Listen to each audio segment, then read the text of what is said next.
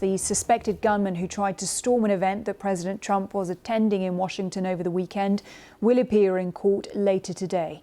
Now, these were the chaotic scenes inside the ballroom on Saturday evening local time.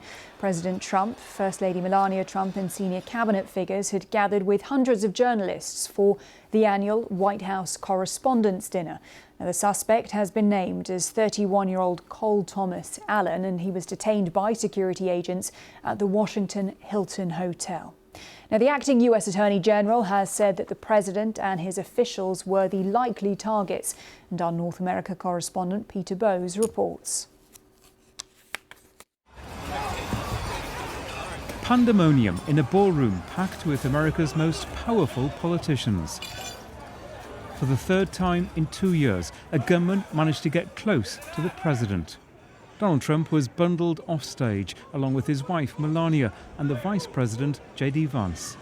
The room was full of journalists for the annual White House Correspondents' Dinner. They had to hide under the tables as members of the Secret Service stormed in when gunshots were heard near the entrance. Surveillance cameras caught the moment the suspect tried to break through security. Police say the attacker was carrying 2 guns as well as knives. The authorities have said it's likely Mr. Trump and his officials were the intended victims. Mr. President, do you know if you were the target of the gunman? I don't know. It sounded to me, I read a manifesto. He's radicalized. He was a Christian, a believer, and then he became an anti-Christian, and he had a lot of change. He's been going through a lot based on what he wrote.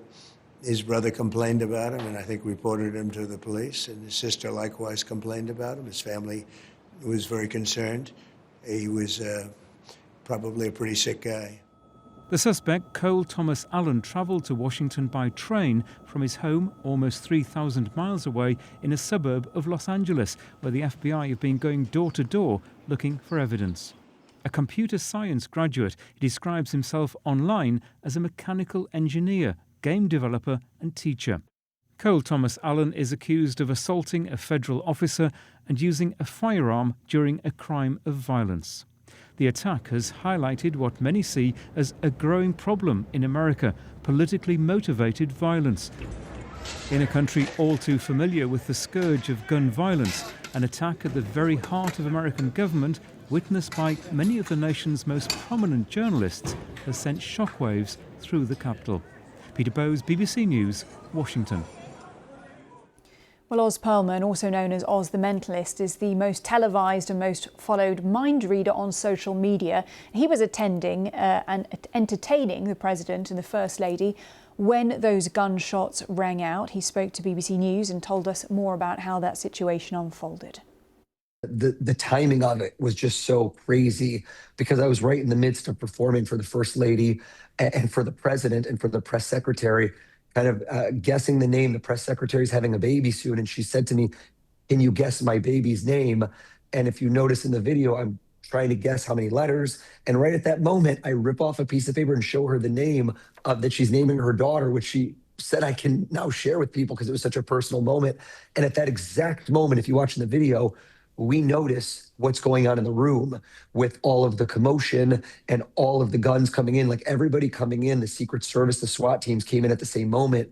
And we see that something's not right. This isn't simply somebody, potentially having a medical condition or a tray falling. And we see everyone sitting and going under their tables and understanding that there's some sort of violent encounter, something is going on. I personally thought at that moment there was about to be a bomb because of the way that they were all going towards one table, and it didn't feel like they were looking for a shooter. It felt like they were looking to stop something from happening. So I, within moments, assessed and just dropped. I just wanted to get down low. And in that moment, that's when I saw, because I was down low on all fours, I saw the Secret Service bringing the president to the side and having him go down, and he was slowly going down. It's funny, I just saw that 60 Minutes interview you did for the first time, and he was going down kind of slow, so they got on top of him. And it was pretty forceful. And he came down right next to me, and we are both on the ground on fours. And I turned, and it's honestly one of the most surreal images in my life.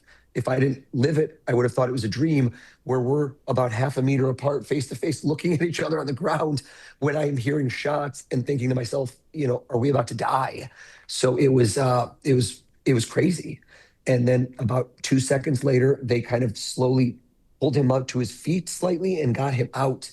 And me and two of the other people that were at the dais, who I know from backstage, were asking, are they still shooting? Are they still shooting? Is there a shooter in the room? Like, we didn't want to look up and see what's going on, because my assumption is they're shooting at us. So we army crawled. We crawled out of the room behind the curtains as far as we could, until we felt like we were safe, and then got up and ran to the backstage area. Now, Buckingham Palace has confirmed that King Charles and Queen Camilla's state visit to the US, which is due to get underway today, will go ahead as planned. That follows discussions on both sides of the Atlantic over the past day. Our senior royal correspondent Daniela Relf reports from Washington. Security for this state visit was always going to be tight.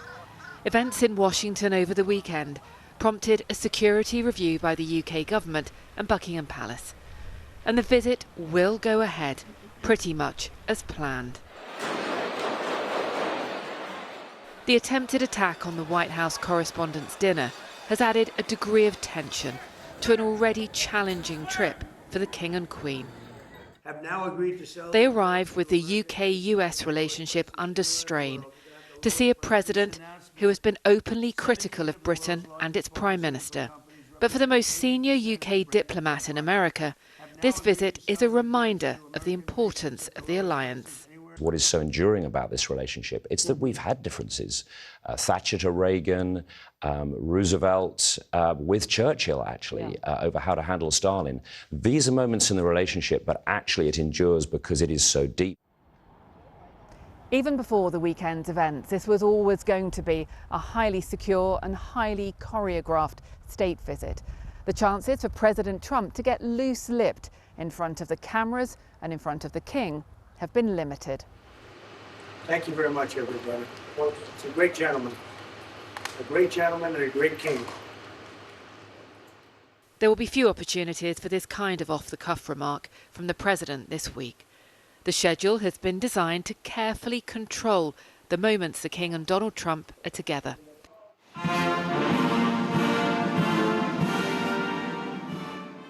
Back in September, the President's visit to the UK passed off without incident. But the King and Queen are stepping into this trip during more charged political times.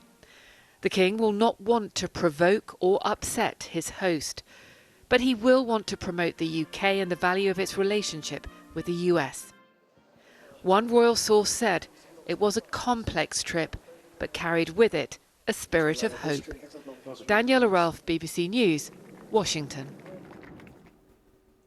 Well, going back to that attack at the White House Correspondents' Dinner, Ola spoke to Bob Ayers, a former CIA intelligence officer, and he explained the risks of hosting the event at the Hilton Hotel. The problem with having an event in a hotel like the Hilton is that you have guests checking in and checking out, some checking in a week before the event, and there's a constant turnover of guests in the hotel. And it's a physical impossibility for the security services to check all of the guests and make sure that they're not radicals, look at their history and all of those things before the event takes place. So what the primary means of providing security was to put a cordon around the ballroom itself with many different agents in the ballroom, around the ballroom. And as we can see, that was very successful, and they prevented the man from getting into the ballroom. So from that perspective, it was a successful operation. Now, there'd be a lot of people asking questions about how did the man get weapons into the hotel? Well, that's pretty easy. You don't have your baggage screened through a magnetometer when you check into a hotel. So he clearly brought the weapons in with him. He was there a few days in advance. Then all he did was assemble them and walk downstairs to try to get into the ballroom. And that's fairly easy to do. So would you consider that a blind spot then, the fact that there could be a guest several days ahead of an event, and that White House Correspondents' Dinner has long been held at the Hilton, and because of that, they were able to attempt what unfolded there on Saturday? It's not what I would call a blind spot. It's something that you have to put in place security safeguards to compensate for the fact that you have a public building with ongoing public access into it. So there are a lot of situations like that when the president goes to a football game, an Army-Navy game, for example. You've got 40, 50,000 people in the stadium watching the game.